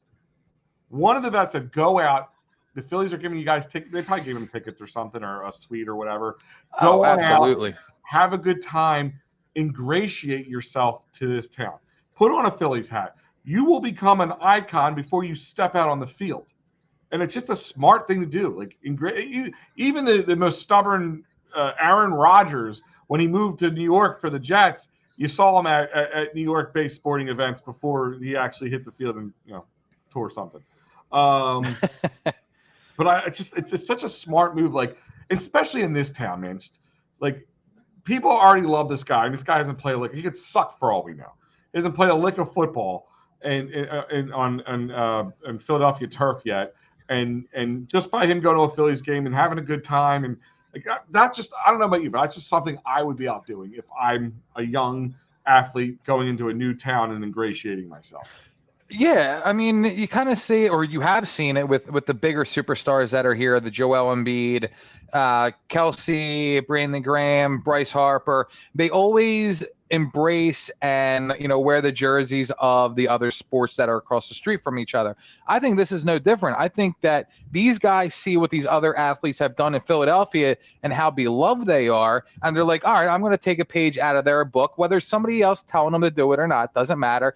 They're going along with it. And if it, in the video of that, where that picture came from, it was a number of the rookies that the Eagles just drafted. The guy Dylan, I can't remember his last name. New center. He was a 7th-round pick. Yeah. Right, and I want to say Trevor Keegan. The guard out of Michigan. He was in the background of the video slamming a beer, and that goes a long way with Jason Kelsey and some of these other guys. You got Cooper DeJean pounding Miller Lights. And right, he was drinking the Miller Light. Shipley was there, so I mean it was a really cool scene to see all those guys together. And whether it was in a box or people they're looking up, they're seeing these guys, they're knowing they're there, their presence. It's being felt, and people are getting a sense of camaraderie with these guys already before they even hit the gridiron. I mean, they already feel like they have a connection, and these guys are going to be here for years to come, and they're going to, especially Cooper DeJean, he's going to be a fan favorite. There's no doubt about that. Yeah, no doubt about it. But as we gain, Joe, new players, we take big losses too. You know, I don't know how we're getting over this one. yeah, he stayed a tad bit longer than Frank Gore did, but missed the Miles Jack marker by just a little bit. Devontae Parker, who signed on here as we thought maybe wide receiver 3, maybe 4 or something, did one OTA, I guess, and decided, to hang it up. I mean, do you not to kind of read into it? And, he made a decision to. He had a good career. He's made his money. His family. He wants to be with his family. 100% respect that. Mm-hmm. But at the same time, you have does it not go through your head did maybe he sees something he just doesn't have a step, or he's trying to keep up with these young guys or something, and he just couldn't do it? What made you think one practice, one OTA thing was enough for him to go? I'm done. It's very possible on that, but out of the benefit of the doubt for him, kind of what I kind of chalked it up to was maybe he just didn't think that he was going to be, a major target for this team, because when you look at it, of course you got AJ and Devontae, Dallas Goedert, Saquon. You're going to have Jalen using his feet. I wonder if Devontae was just kind of where do I fit in, and is it even worth it? Am I just going to come to these games, be away from my family, my children, when I'm not even going to be really contributing because they already have so much ahead of me? Honestly, that's kind of the way I chalked it up. I mean, and it's funny that you bring up the Frank Gore thing. Is my buddy Paul texted me the other day, and he said who had the better Eagles career, Devontae Parker or Frank Gore? And I had to go with Devontae Parker because at least he signed. At least he went to a practice. Frank Gore left us high and dry. He got a jersey. Yeah. He's got a picture on the field, I guess. Do you if you're Devontae Parker, and I'm guessing if I'm a football player or any sport, any athlete, I would have a jersey for every on my wall for every team I played for. Is he allowed to hang a Philadelphia Eagles jersey on his wall? Absolutely not. Absolutely not. Do you kick yourself if the Eagles win the Super Bowl? I'm like, damn, I should have just stuck it out for another year. He should have, yeah. Because think of it, he would have gotten paid for doing nothing, and you get a ring. Yeah. No, absolutely. And let's see, we have out of order. We were talking about this. We kind of mentioned this last show because of course we went live just a little after they dropped the schedule. I mean, you kind of broke down the schedule and kind of picked up some of the things we saw right away. But one of the things we picked up pretty quickly was this will be the first season in a long time, and you did the research and figured out since 2006 that there's a primetime Eagles-Cowboys game. Yeah. That's pretty crazy. Now, on paper, that is what it is now. Digging a bit deeper, Week 17, Eagles-Dallas is 4:25 America's game in the week. So that could be flex because it's already a 4 o'clock game. But I don't know, maybe I'm just, I don't know, dumb to the fact of this. If it's America's game of the week, which means it's probably the only game on in that time slot. Yeah, usually the 4:25 games start just a little later. Yeah. Is it flexible at that point? So I believe so. I mean, they're allowed to flex up now up to the second. I think 2 weeks prior. Yeah, something like that. It's they pushed. I know they pushed it up, and then they're getting very flexible with it too. They keep getting more flexible with the flex games. Yeah. I wouldn't be surprised if the Cowboys are relevant, and so are the Eagles, that they would flex that to a primetime Sunday. I would like to see what the Sunday night game is, for that week. Yeah. Was that Week 17? Week 17, yeah. So let's do that. Week 17 NFL. I'll be honest though, man. I mean, the lack of one o'clock games last year, the lack of 1 o'clock games this year. I mean, I don't know if I'm just showing my age or the fact that I, would rather watch the games earlier. I used to the 4 o'clock, 4:15, 4:25 games. That was my bread and butter. That's what I loved because I was probably out the night before, not ready to get up and do my, my routine and go back out for the 1 o'clock game. So 4:25, get something to eat, get the beer, get everything, get set up. That was the prime spot for me. I'm an old man. I do. I know. And now I'm like, Now I'm like, I would rather watch the game with my kids at 1.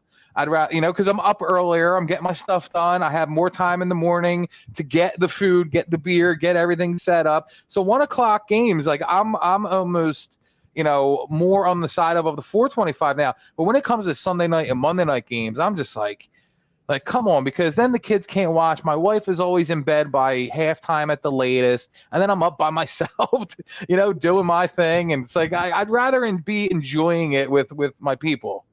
So looking at week 17, so technically week 17 is Christmas week because they play 2 games on Christmas. Right. Netflix. Which is the Kansas City versus Pittsburgh and Baltimore versus. By the way, what's that? By the way, the NFL put the put on the table and said, "Hey, NBA, we're taking Christmas." Yeah. I mean, that's what it says to me. And Netflix is running. It's all Netflix only. I know. And then it's like streaming service galore because then you watch Thursday night football, which is Seattle versus Chicago. That's that week. So then, like you said, we play the 4:25, and we are the only game at 4 o'clock that week. So they're all 1 o'clock. Well, so it's funny. There's 5 games that are to be TBD for that week. For week 17? For week 17, Atlanta versus Washington, which I don't see them being flexed anything. No. Indy versus New York, nothing that's going to drive anybody. Which New York? The Giants. Okay. New England versus the Chargers. Rams, Arizona could be interesting depending on how Arizona turns out. Sure. And then Cincinnati versus Denver.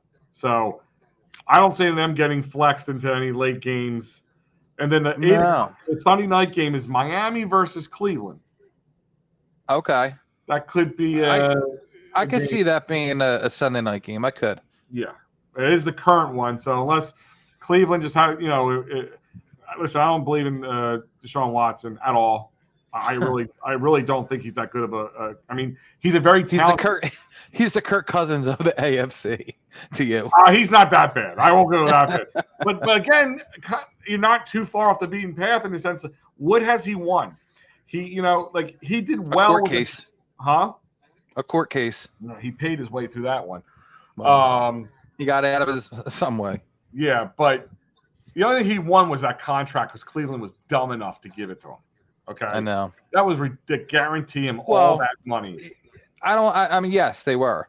But I also don't want to beat that drum too hard because I'm pretty sure Howie was in on that. He was out there. I'm not saying that wasn't with that completely guaranteed contract. I think Cleveland kind of shunned themselves a little bit with the NFL ownership because they're like, you don't do that. That's like an unspoken rule. We don't do that. We're not setting this precedent right now with these completely guaranteed contracts. But tell me that's not a completely possible thing that Howie Roseman would do because guaranteed money does not go on the salary cap. I don't know about $200,000 or $200 million contract at all. I mean, listen, I could be wrong on it, but every time that Howie restructures these deals and he turns an $8 million salary into $1 million salary with $7 million guaranteed, with 7 guaranteed, that makes up the total of the 8, and only the $1 million goes on the salary cap. So, I mean, unless it's just wizardry and math that I don't know. I mean, as far as I know, guaranteed money doesn't go on a salary cap. And they also they helped him out a lot because they made that first year. He got a $1 million contract, and it was like he had to. Bonus. Because he was going to be suspended. He got suspended for the year, so all he lost was $1 million. Exactly. Whatever. I just I don't know. I just don't understand. Like I said, I've always said he was a good athlete. Kind of like early on Michael Vick for me a little bit. Like didn't really do anything. He was just like this beloved guy. He played for. I can see that. I can see that comparison. Played for a team that wasn't that great, made him better. But to me, I don't know what did he do like to the point that deserves that kind of money. And you know what? Go live in Cleveland. That's enough punishment in my eyes. But Texans are much more fortunate right now with CJ Stroud. Yeah, I mean they won that lottery in my eyes, big time. You know, they don't have him absolutely. That whole situation's not looming over them. Not only did they win the lottery in getting rid of Deshaun Watson, but they also won the lottery in Carolina being such numbskulls and drafting Bryce Young 1 overall when myself, and I'm sure many people out there were pounding the table saying Bryce Young is not it. C.J. Stroud would be the better option at number 1. Yeah. I mean, it kind of goes back to the Sixers and the Fultz draft. Hated him. Like I was never big on Fultz. I didn't see what people were loving about him so much. And, who was it? It was Jason Tatum. Jason Tatum went number 3. Yeah, but who number Josh Jackson, I believe it was, to the Suns. Okay. So, like, that's my point. Like, that's what bad organizations do. They keep. I would have rather Josh Jackson. I never, ever wanted Markelle Fultz. I don't even know how we got on him. Yeah, but yeah, watching Tatum at Duke in the tournament, I wanted Tatum 100%. I would have screwed over Danny Ainge 12 times since Sunday and said, yeah, we're going to take Fultz to 1 overall, so trade us that pick, and then you take Tatum anyway, because screw him. Well, sorry, guess what? I want to It's going to take Clifton Man to fix that organization. Yeah. Because which one? You or me? No, Danny Morgan. He's the GM. Oh, that's right. Clifton Heights Delco owned Danny Morgan. We ride that train. I think he was here for he played for Clifton for a season. Then he played for Springfield for half a season. Then he was gone. It wasn't a long he didn't play a long time. He moved to Florida. Yeah, but overall, I mean, OTAs are out. You'll see our boy Al Thompson from Football Stories. He's a credentialed Eagles reporter. He was down there today at the OTAs. We got some video out, footage you'll check on our social media. There's going to be a bunch out tomorrow as well. Yeah, we've chopped it all up so you guys can get some small bites. So check it out. There's a lot of different things going on. Joe, before we talk a little Flyers hockey, give me 2 guys. The new guy to the Eagles that you're keeping your eye on, and the guy that's been here for a while, but you want to see if he takes the next step. Honestly? Yeah. Trevor Keegan out of Michigan. He was a 5th-round pick, right guard. I mean, because I watch Big Ten. I'm a Penn State guy. I've watched and paid attention to Michigan. I mean, hell, he's a national champion at this point, and he is a 3-year starter, captain, everything. He made all the I don't know why this guy didn't go before the 5th round, and I don't know if it's because it was such a offensive line heavy draft that maybe after the 3rd or 4th rounds, they kind of just get lost in the mix. I think there's a little injury with him too. It could, yeah, absolutely, could have been a bit of that. But I'm really high on this guy. I just don't know. I mean, it's really to be seen what happens in OTAs and spring training, because it is a big question mark with right guard, with, of course, Tyler Steen being there for another year, and now Trevor Keegan. And there's somebody, Matt Hennessy, who they signed in the offseason. If Trevor Keegan can win that position, I think he's going to be top-notch during this year. I just really do. Go ahead.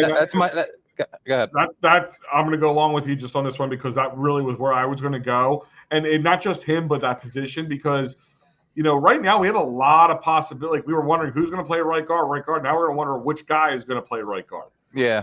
Yeah. And the problem is it's nice to have the depth, but when your depth pieces, some guys know that, listen, I'm a backup. I know I'm a backup. But when you got guys like Tyler Steen, who was he a 3rd-round pick 2 years ago? Yeah, 2 years ago. You got who's the guy that they brought in? Matt Hennessy. I mean, there's another guy that could. I mean, I know he doesn't normally, but he could play that spot or be a tackle. They got some guys who are swing centers and right tackles, because there was a question about Matt Hennessy. Matt Hennessy was actually a center for the Falcons, so there was a question of whether they have Matt Hennessy start at center and Cam Jurgens stays at right guard, but it kind of looks like it's going to be the opposite, possibly. Yeah. So I mean, because that's what you got to do. Do one of these guys become trade pieces or something like that? And we've seen a lot of guys who've come here who've worked under Jeff Stoutland, kind of got themselves together, like Nate Herbig, for instance. Guy never was able to kind of break that. He had a lot of good talent above him, was never able to break it. Then he goes off to the Jets, and I believe he's with the Steelers now. So it's a one business, as part and parcel to the lineman, but sure. But also that's a position I was really going to pay attention. But yeah, yeah, Keegan was really a name. Like, I'm like, I wonder, like, because the story of it, like, Tyler Steen just seemed like the heir apparent, especially where they drafted him at the 3rd spot for a guy they just drafted in the 5th round spot. But it could be interesting. Marshawn chiming in here, Maxey not making all NBA team is good for business. I think he gets the same contract with or without that in my eyes, but I know he was joking around a little bit. Yeah, just kind of go back to Tyler Steen thing real quick, and they don't waste high draft capital on players and not have a plan for them, whether it's 1, 2, 3 years down the road. My question is if he is the guy to beat for the right guard position, why haven't we heard anything about it? Why hasn't his been name out there all over the place? Like, is there a reason why they're keeping it top secret at that position? Like, I don't get it. I mean, in a position in the trenches that they covet so heavily, why is there such a question mark? Why is there not a name that is being affiliated with that wide open position right now? 2 reasons in my eyes. You're not going to tip your hat as a team to the rest of the NFL. And maybe for his own sake, maybe they're like, they still have some question marks about him, or they just want to see what he can do. If you know how guys can like either fall off or get a swollen head or get Sure. nervous behind the fact that they feel like he's not an established player yet. Like of course Lane Johnson, you're the right guard. Well, duh. You know what I mean? Jordan Mailata, you're the left guard. Well, duh. But Landon Dickerson, you just got paid a lot of money. You're the left tackle or left guard. I mean. But I mean, that's my thing is like, I think part of it is because they're not sure. They're not going to make any credence. And maybe going into it, they're like, listen, Tyler Steen's the guy to beat, but let's see what these guys can do. And, in their eyes, if we get 2 or 3 guys who can really do that position, now we got depth pieces. And let's see who can swing around because they love those versatile guys. Jeff Stoughton loves guys who can jump around and do different things. So, yeah, that's going to be the position. All right, so who's the guy, the current player Joe Sheeran's keeping his eyes on during these OTAs and into the preseason stuff? Nolan Smith. I don't think Nolan Smith really got that much of an opportunity last season. In fact, I think that even like Nick and some of the other guys in the offseason said like going into camp and going into next season, they want to give these guys more reps, more of an opportunity to see what they actually can do. And I think Nolan Smith is at the very top of that list. He was a round 1. He was a 1st round draft pick, number 30 overall. And this guy, what was he on the field? 10%, 15% of the snaps last season. I think this kid is hungry. I think he is a dog, no pun intended, where he came from. And of course, with Hassan Reddick out and Bryce Huff, who only really played probably 40% of snaps last year with the Jets, like they're going to need a guy who's going to be able to step in and take X amount of reps at that position. I think Nolan Smith is the guy. I think the more he continues to work, I think the more he playing time in real life he gets, real experience he gets play. I think he's just going to become a better player, and especially being on the opposite of a Brandon Graham, a Bryce Huff, enter name here. I think he's going to have a real chance to show what he can contribute to this team. I think this is his year to prove his worth. I kind of was in the same ballpark as that, but I'll go with another one, Keely Ringo. Okay. Another guy that we thought was a great value where they picked him up, because a lot of people talked him as being a much higher value in the draft. And, I would like to see what he can bring to the table. Another guy that didn't really get a lot of chances. And to what you said, I believe it was Howie Roseman who said, his presser after the season was over, that they talked to Nick after they had that kind of closed door meetings with Nick and all that stuff. That they said that they want to give the young guys a better chance because they really felt like they didn't. And he was one of those guys too. So, kind of a funny comment here, but it's kind of a little truthful because we've been so excited that they keep, bringing all these top tier football players, and Marshawn saying them Georgia dogs got more questions than the SATs. But, that's a good one. I like that. That's good. And Marshawn's always good he's always got the quick comments, but he's not wrong. Like a lot of these guys, I mean, I would say is like I would also say kind of falls into my category because I was kind of teetering between Ringo and Jordan Davis, another dog. We've seen pictures of him now slimmed down, so Absolutely. that's a good thing. Looks So great. we've seen how athletic this man's been going, forward. Like as big as he was, kind of had a drop off in the later parts of the season, and maybe due to the weight or something. But can he continue to be dominant being slimmed down? Like, is the weight part of the size of the weight? I mean, still towering of a man. He was riding a bike. It looked like he was riding a tricycle. But yeah, he definitely slimmed down. So that kind of made his story even more intriguing. I mean, Brian Baldinger was on the record kind of blasting him that he seemed out of shape and at the end of the season and huffing and puffing. So, and we all know his stats definitely dropped off after, that first half of the season. So he would be another one I'd probably keep my eye on as well. Two comments. One on Ringo, one on Davis. I'll start with the Ringo. The Ringo, I was very high on him coming into this season, but I mean, he drops a peg or two down in the depth chart. I mean, if they have Bradbury, what do they do with Mitchell? You know what I mean? Of course, they have Cooper, who I think will actually start in the slot over Avonte Maddox, but Keely Ringo is kind of 2 or 3 guys down now in the pecking order because of this past draft. Now, when it comes to the Jordan Davis, one of the things that intrigues me is the guy came from a 3-4. He's a genuine nose tackle, and that's not really. I mean, although it was hybrid, that wasn't really the defense the Eagles have been running the past couple seasons. Now with Vic Fangio, who could be changing up the scheme of the defense, maybe this is where Jordan Davis is like, all right, I got to get my ass in gear. I got to lose these pounds. Like I honestly, I've heard that the Eagles kind of have like contracts with these players when it comes to their weight.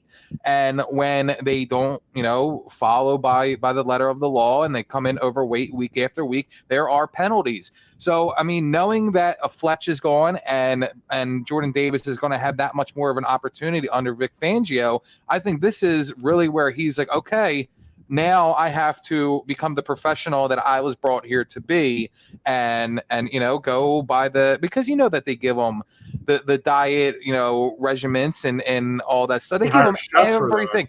Absolutely. They give them every single thing they need to be top flight, professional athletes. And this is the year that Jordan Davis, it's year 3. If it's not going to be now, when is it? I mean, again, a new defense could be 3-4, could be hybrid, could be anything at this point. All depends on Vic Fangio, but Jordan Davis gets it, I think. I think he's going to have a real solid season going forward. Yeah, I'm not super worried about him. I would like to see how he, continues to progress for those later seasons. I mean, again, we always talk about how these football players from college, the season's much shorter. Like you said, this is the 3rd season now. I know they've added an extra game on the schedule and things go a lot deeper into the NFL season. But, overall, I mean, I'm not as worried. I think he will be good or, I don't know about he could be not great, but I think he would. I feel he's more edging towards great than he is just good. That's my personal opinion. But, like, he is a guy I'm going to keep my eye on, but I'm not really going to keep my eye on now in OTAs. It's going to be more halfway through the season. What does he look like? Absolutely. Jordan Davis on Jenny Craig.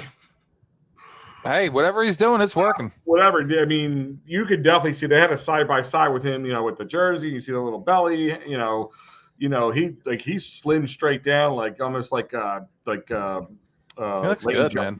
Like Lane Johnson. Like, maybe he's working out with Lane Johnson.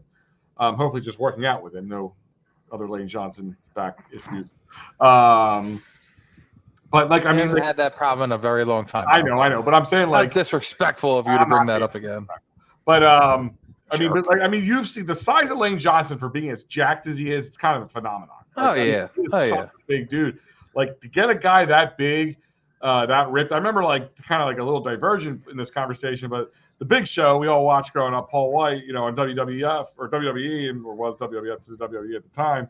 I mean, if you've seen pictures of him lately, like, he's not this big, just huge, monstrous man. Like, he's jacked now. Like, he lost a lot of weight, but he's all muscle. So it's going to be interesting to see how he plays. And we all know the athletic freak that Lane Johnson is.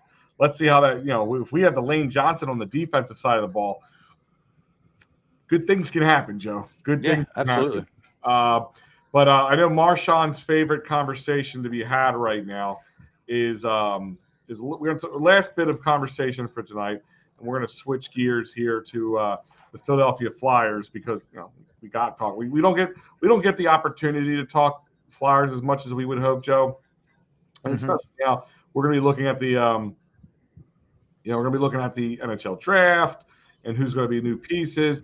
But one rumor, and I'm trying, is Michkov, Matvei Michkov. The reports are coming out that, and we all were wondering if this could happen, if would the Flyers. Now I know the rules are a little different in the KHL. That they can't. I don't know if the Flyers can actually buy him out. It has to come from the player. They kind of sign a contract with him, and it can only be for so much. Like they do it to make it difficult. But the Flyers, not to interrupt, I deep dove into this, and apparently because it's Russia, the Flyers are staying out of it legally. They can't even talk about it publicly because if they say one thing that pisses off the Russians can say this isn't happening. They can't. The Flyers can't go to Michkov and say, "Hey, here is X amount of dollars, whatever it may take, $6, $7, $8 million, and hand over to Russia to terminate that contract with the SKA." So basically, they're walking on pins and needles right now because they can't talk about it publicly and they can't do anything basically to piss off the people who could put this in motion. It is between the KHL and the SKA. And as far as we're hearing right now, the last 2 years, Michkov's contract will be voided for him to come over to Philadelphia and play. There is a chance that Russia can loan him but keep him under contract to the Flyers, which obviously really doesn't do much because if you're going to loan him anyway, you may as well take the payout and just let him go. Yeah, I was going to say, when it comes to we want him to fly back over here and play tomorrow night, right. What is the point of loaning somebody? So when it comes to rumors, that's basically what the Flyers is just letting it be because they can't go on record and try and put any. They basically can't go out and say anything about it because they don't want to put pressure on the situation because Russia is crazy and they can do like one little thing could set them off and completely shut the whole thing down, and it could be bad enough to shut it down for the next 2 contract years on Michkov's contract. So fingers crossed. So Joe, know if it's going to happen. Let's say us Philly fans get spoiled. Phillies are doing good. The Eagles look like they're going to be good. Maybe the Sixers make some good moves in the offseason somehow in some way. If somehow this comes down that Matvei Michkov is coming to the Flyers next year and going to be playing on the Flyers team on the ice next year, how much of the needle moves for you? Like, are you like, is it a little bit, a lot of bit? You're like, all right, let's go. Like, this is the team of the future. Let's put some guys around them. Let's go. I mean, it's I'm not going to lie. It'll be very exciting because, I mean, there's a lot of hype around this kid. And even with him playing in his league that he is now, people have been paying attention to the way that he's been playing over there. Mm-hmm. And he's been playing great, putting up points. He's showing what he can bring to the Flyers going forward and how much of a difference maker he can be. And I think, he's still going to be young. There's going to be growing pains. I personally believe that the speed of the game is a bit different between here and there. Sure. there could be, some. I don't think he's going to start in the AHL. I think if they bring him here, he's going to go right to the Flyers organization. I don't see any phantoms they might have play at all. Yeah. I mean, that could be something in like the contract. Like, hey, he's not coming over here to the U.S. to the States to play for the AHL Phantoms. Like, he's going right to the main club, and that's it. So, I mean, do they start him on the first line? Like, it's going to be very, very exciting. It's probably going to be the hardest ticket to get, maybe in Flyers history, or at least the past decade or two. You got to share his tickets. We can always do that. Absolutely. EoP 10% off. Yeah, I mean, I think once the official word comes out, it's going to be grinning ear to ear, and then it's going to be like, all right, well, let's see what this kid can do. And to be honest with you, I don't even want everybody to put too much pressure on him, because it's going to be a lot different, especially because he's coming from a place that he's very familiar with, a country he's familiar with, coming over to the U.S. I don't know if he's going to have a handler, or his family's going to be here, whatever's going to happen. Like, it's going to be a learning curve for this kid. So it's exciting, but I don't want it to be, overly hyped for the game one. You know what I mean? Like, don't expect him to go out there and get a hat trick within the first period or two. I mean, it's just that, we've been waiting for Flyers to hopefully have that possible star player, and he's the closest thing we have is that opportunity right now. To kind of go along with what you're saying, maybe to push a little further, yeah, definitely. I mean, the NHL is definitely probably is a faster, better league, of course. But I believe the KHL is the second best. Like, I think the AHL it would be a step down. But what's that gap between best and second best? Oh, there's a gap. It's a fair enough gap. I mean, I think KHL has some really good talent there. That's just me guessing. Like, I don't pay much attention to the KHL, so I can't sit here and be like, oh no, the NHL is that much better and faster and stronger. Like, I really only go by the little bit that I know. Well, like you said, we do our research. We follow the KHL for guys like Michkov and guys that we've had in there, and just stuff I've read and stuff like that, like from guys like Sam Carchidi who put that post up. They all kind of the consensus that the KHL is not as good as the NHL, but probably more fiercer than the AHL and other sub leagues like that. So it's not 100%. Like it's like KHL and there's like 3 leagues above them before you hit the NHL. So, like I said, it just would be good to see. I feel like even though they kind of a bit of a letdown at the end of the season last year, they still put a really good taste in my mouth for the future of Flyers hockey. I mean, this year's we just passed the 50th anniversary of the first cup won by the Flyers, which we all know they only won 2 and they were back to back. So next year will be the 50th anniversary of that one. Wow. And that also means we will be off the Stanley Cup. The Flyers because they have to remove the layers after a bit. Yeah. So that means the Flyers will be completely off the cup. Well, there's only one way to get back on it. Yep. Win the whole effing thing. That's it. And it would just be nice if all 4 teams be relevant at the same time. You know what I mean? I still have if Michkov comes here, I think my biggest question mark will be the Sixers. Especially depending on what they do in the offseason, which we won't even touch on tonight because we have definitely ran later than usual. But anything else, Jody? Parting shots? Anything else you would like to cover before we head out here? I just want people to pump the brakes on all the Phillies hate and the Philly Rob hate, and just enjoy the ride and take it for what it is. Don't wait for the other shoe to drop, and let's get it going. It's not going to happen. People, we listen, Joe. We've been Philly fans long enough. We've dealt with Philly fans long enough. That's why we do what we do. You know what I mean? Like, we know there's always going to be some Debbie Downer or listen, and I get it to a point. That's why I don't get on top of these people about it as much, because we have been let down a lot. I mean, Joe, we had 3 teams in 2022 in Philadelphia that were in championship games, and all 3 lost. The Union one wouldn't really drive my needle through the roof, but at least somebody got it. I'm going to that parade through Chester. There's no doubt. I'm going to a parade. Hey, listen, there's a parade. A Philly team won, and there's drinking. I'm involved. I'm there. I'm all about it. But it's like I do get the sarcasm. And listen, when teams do so well in the beginning, you always do worry about that. Can they sustain it? Because, like I said earlier, when Phil was talking about the fears and everything else, my biggest fear is sustainability. Like, they get cold at the wrong time towards the end of the season or into the playoffs. And the problem is when you go through slumps, you tend to look backwards. Like, we were so good then. Why can't we be like that again? Instead of just moving forward. And that would be my biggest, and of course, untimely, season-ending injuries.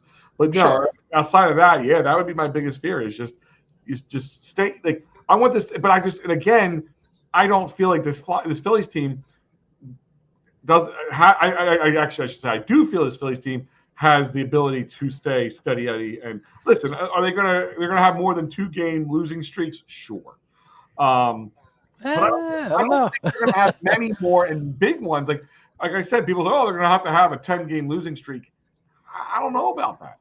Maybe a 5-game at most. And even that might seem high to me right now. The way this team is playing and also just kind of absorbing the rest of the MLB makes me wonder, like, because there is a big drop-off after your top 5 teams in the MLB. Yeah. So that also plays a bit of a factor. But we all know it's about who's hot when the time's right. I mean, both the Rangers and the Diamondbacks in the World Series last year, nobody really had those two on the many outside of Rangers and Diamondbacks fans, and even they probably didn't have it. Many of them had it on their bingo cards to be in the World Series last year. So, it's that sometimes it just be hot at the right time. Trust me, I thought that the Dodgers probably thought they drew the best card going up against the Diamondbacks last year in the NLDS. They suck. They suck in the playoffs. Yeah, well, let's hope certain trends continue to break and certain trends continue to stay on our favor. But other than that, I want to thank our great sponsors over at Sherry'sTickets.com, CherryInjuryLaw.com, PhillySportsTrips.com, and of course Dolan's Bar. One last time, I'm going to tell you guys, come on out to Dolan's Bar. Come hang out with us on Saturday. The former Phillies, Mickey Morandini and John Kruk will be there to play wiffle ball with you guys. So come on out. We will be there. We'll have a great time with you. It's going to be a good time. Garage Beer Company is going to be there. They're the overall sponsor of this event. There's also for a good cause for the Darren Dalton Foundation. They're going to do dingers for Dutch.